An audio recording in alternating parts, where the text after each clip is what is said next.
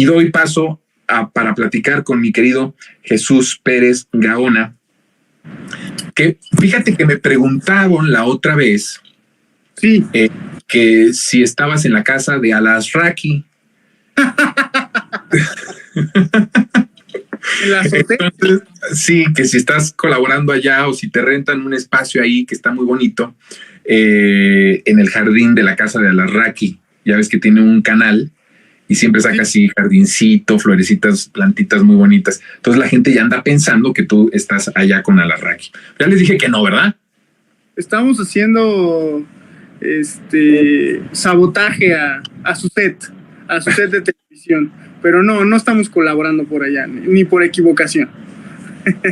Bueno, mi querido Jesús, hoy hemos renunciado a lo coyuntural, a lo político, que de repente es tan desagradable cuando lo comparas con el tema que hoy vamos a tratar, porque se nos fue José Agustín y yo dije justamente unos minutos después de que me enteré de la muerte de José Agustín, que por cierto la noticia la da su hijo, ya se venía muy grave, ya tenía varios días, semanas de gravedad, pero seguía luchando por su vida, como siempre, como personas como él lo saben hacer, de una manera muy digna, y se da a conocer la muerte de José Agustín, y en ese momento, fíjate que me llené de mucha melancolía de acordarme de él, porque para muchos, porque después de la muerte puse un post, una historia en Instagram en donde decía yo que en mi adolescencia había leído 2 horas de sol y que esta obra de José Agustín había marcado mi juventud de una forma impresionante en el camino al amor a la lectura. O sea, el enamoramiento, porque estarás de acuerdo tú que cada uno de los individuos se tiene que enamorar, es una relación personal con los libros. Cada uno tenemos que tener el momento de que nuestra relación empiece y se profundice, es como todas relaciones. Claro. Y una de lo que me impulsó a esta relación de ya muchos años con los libros fue justamente 2 horas de sol de José Agustín. Y me remontó a mi adolescencia, me remontó a esos tiempos maravillosos y me dio mucha melancolía, porque más hablando con otros colegas de mi generación, coincidían en que José Agustín, alguna de las obras, no necesariamente 2 horas de sol, pero algunas de las obras de José Agustín también les había provocado el amor por la lectura, como en mi caso. Y entonces, pues es algo maravilloso remontar a esos pensamientos, y melancólico por el lado de que murió ese autor que hizo que me enamorara de los libros. ¿Cómo ves tú la muerte de José Agustín? Una pérdida impresionante, pero antes de que nos hables tal vez de otros datos, platícanos en lo personal, ¿no?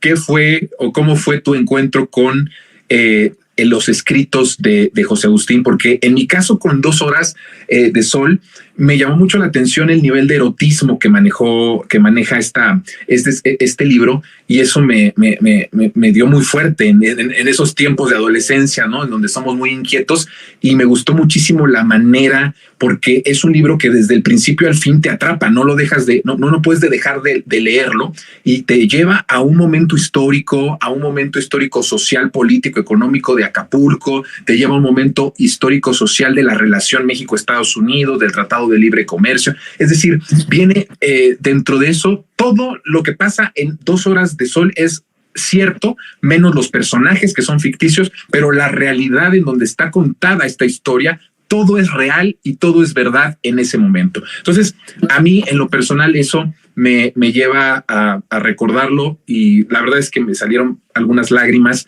de recordar ese momento, de remontar ese momento con José Agustín. ¿Cómo ha sido en lo personal este encuentro con José Agustín, mi querido Jesús?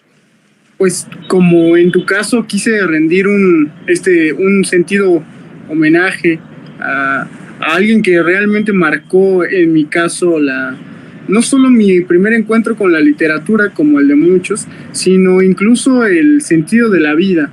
Y para muchos José Agustín es el autor, y sus novelas y cuentos básicamente son los que nos llevan por este rito de iniciación del acercamiento a los libros, a la palabra impresa y a la ficción en novelas y a la ficción en cuentos. Menciono algunos de los títulos más citados de él y que más impacto han tenido en autores como Juan Villoro, por ejemplo, y nuevas generaciones de autores como La tumba, un libro viejísimo de 1964, imagínate, sí. Pre-68 y después de Perfil, ¿no? En 1968, en el mítico 68, publica Inventando qué sueño y lega a la historia del país una de las cosas más humildes, que era uno de la palabra del común denominador cuando se refieren a él quienes lo conocieron, humildad. Nos lega lo siguiente: está presentando en Bellas Artes precisamente Inventando qué sueño, y él llega y ve, lo narra así, llega en septiembre en la famosa Marcha del Silencio del 68 y por respeto a la convocatoria se acerca, entra a Bellas Artes, pero él viene en la marcha, entra y ve que hay 3 o 4 despistados a los que les dice: una disculpa, la verdad, lo más interesante que van a encontrar ahorita no está en este libro, sino está allá afuera en las calles. Así que vámonos a marchar a la Marcha del Silencio, y renuncia a la presentación de su obra. Como este tipo de actos, José Agustín protagonizó tanto de una forma muy increíble como desmadrosa muchas cosas. Es un autor cuya vida es tan fabulosa como su obra. Me gustaría contar algunas anécdotas para los espectadores de Sin Censura, como aquella de que lo llevó a Lecumberri, ¿no? Eso es muy citado, hay mucha prensa amarillista que lo cita, pero no hay nadie mejor que él mismo, que narra en Rock de la Cárcel y más tarde en algunas entrevistas cómo llega y por qué llega a Lecumberri. A él le toca precisamente en los 70, cuando están los presos políticos del 68, entre ellos José Agustín, ser entambado porque lo agarran con mota en la carretera rumbo a Acapulco. Entonces, sin misericordia, lo llevan a Lecumberri y le toca vivir esta efervescencia del movimiento político del 68 en Lecumberri, con figuras como Pablo Gómez, como el propio José Revueltas, y otros líderes del 68 que terminarían en otros, como González de Alba, en otros lugares. Y él decía: pues yo no soy un político, yo no soy un preso político, yo soy un preso macizo, pero todas las tardes salgo de mi celda y me voy a la crujía donde está el maestro Pepe Revueltas. Eso lo lleva a tener una buena relación con don José Revueltas, que al final, él mismo lo narra, decía que no le gustaba cómo escribía él, pero que le gustaba el impulso de escribir. Por cierto, nace o se nutre y se perfecciona en un taller de literatura con Juan José Arreola, ¿no? O sea, es uno de los más destacados miembros de un taller que se llamaba Máster de Literatura de Juan José Arreola. Y esta relación con José Revueltas en Lecumberri lo termina llevando a ser el guionista de la película El Apando, la célebre película de Felipe Casals. Esa es una de las anécdotas. Su mirada, que la plasmó en literatura, también nos legó algunas obras interesantes de no ficción, de ensayos. Por ejemplo, para algunos de los lectores que ya no son tan jóvenes como yo, su redescubrimiento como un autor con una mirada punzante sobre la realidad la podemos encontrar básicamente en 4 tomos, los 3 tomos de La Tragicomedia Mexicana, un recuento de política y sociedad y cultura en el siglo XX, que llega hasta el 94, y Contracultura en México, que es básicamente un repaso de lo que ahora triunfó, en la sociedad mexicana. Quizá para algunos espectadores lo recordarán, las nuevas generaciones no, pero antes era mal visto traer tatuajes, ¿no? Traer los pantalones rotos, chaquetas negras o de colores, y eso era informal, ¿no? Y ahora ya es cool, ya desde que Steve Jobs y Apple nos dijeron que era, con sus Tel Talks, que era chido ser de contracultura, como que lo aceptó la sociedad mexicana también. Pero antes no, la contracultura te llevaba a la cárcel. Ser contracultural, ser rebelde, ser rockero, era un delito en esta sociedad mexicana. Y José Agustín fue de los pocos autores mexicanos que entendió el fenómeno desde un inicio. Y no solo lo entendió y lo narró, él fue contracultural, él mismo era rock and rollero, él mismo era un cabrón desmadroso, que lo lees en sus libros y lo lees en sus entrevistas, que no tiene empacho en combinar lo que se conoce como la alta cultura, ¿no? Incluso la música de orquesta o lo que se conoce como la música académica con las cosas sofisticadas como el jazz, como el blues, como el rhythm and blues, y en esta mixtura que ahora lo podemos encontrar en cualquier playlist de Spotify de tu amigo, de tu primo, de tu novia. En estos momentos estamos hablando de una sociedad cincuentona, sesentona, con un regente de hierro llamado Ruchurto, estilo Mancera, nada más que no tan moderno, que no permitía ninguna expresión juvenil, ni incluso adulta, que no estuviera en los cánones de lo policial. Y toda esta generación se conoció, por lo menos en la literatura, como la onda. Un apodo, por cierto, le paso esta información a nuestros espectadores, que era un apodo grosero, era una forma de la República de las Letras, de los grandes nombres de la literatura en México, Juan Rulfo, Octavio Paz, Carlos Fuentes, de burlarse de los jovencitos que querían escribir. Entonces decían, ellos están en onda.